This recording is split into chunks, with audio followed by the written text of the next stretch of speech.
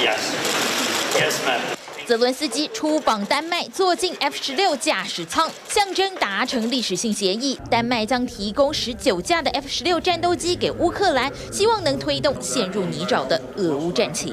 It's a really tough going, and this is really the toughest fight that the Ukrainians have had up till now. The Russians are very dug in. They've built very extensive fortifications. 战事一拖就是1年半，说好的春夏季反攻也是不如预期。不只是乌克兰心急，欧美国家对军援也开始表现出疲态。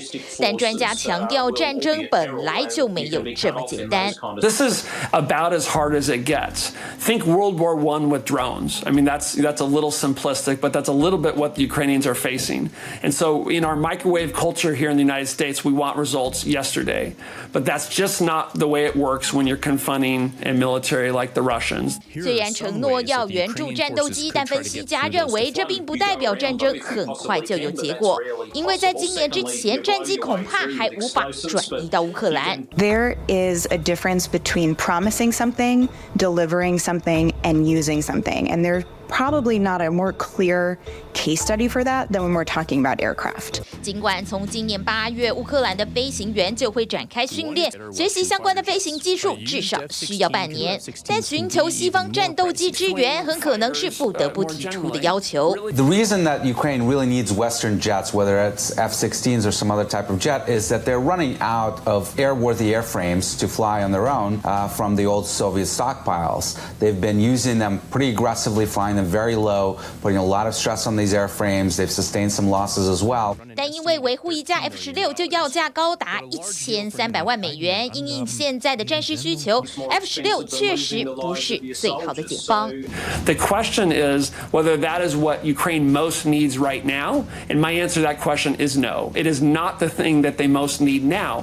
But I hasten to add that over time, the Russia-Soviet origin fighters in the Ukrainian inventory are going to be destroyed or going to get to the point where they can no longer be maintained and are not safe for flight. 专家也认为，比起 F-16，还有太多更经济实惠以及更切合现在战场需求的战斗机选择。A jet that's been talked a lot about, and the Ukrainians have actually told me that they are really interested in and have been interested for many years, is a Swedish Saab Gripen, which really was designed for this very mission. It can take off dirt roads, short runways. It was literally designed to confront the Russian Air Force. It can operate in dispersed fashion as well.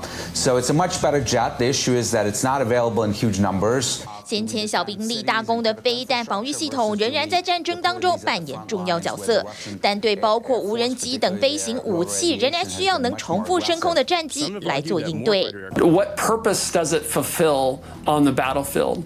So let's ask that with the F-16. The F-16 and fixed-wing fighters more generally really do three things. They conduct deep strikes or air interdiction strikes. They provide close air support, strikes against enemy forces that are in close proximity to friendly forces, which is difficult depending on a variety of factors. And they shoot down other aircraft and drones and things like that.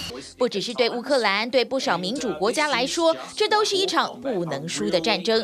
从北京平壤到德黑兰，都在观察战事的动态，还有各方因应的手段。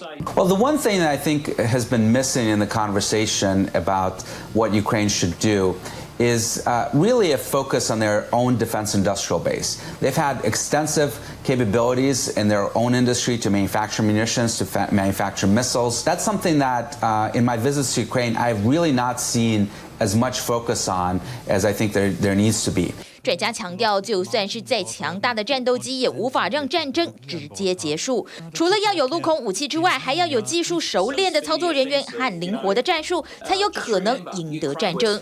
但这些能力并不是短时间就能达成。乌克兰面对困境，如何才能利用优势，加上西方国家的援助逆转胜，也成为不少国家思考改进国防战略的最好捷径。